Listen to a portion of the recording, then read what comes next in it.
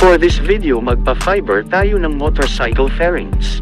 Una, maglalagay muna ako ng duct tape para madaling maibalik at mapaliit ang atlang ng parteng may serot.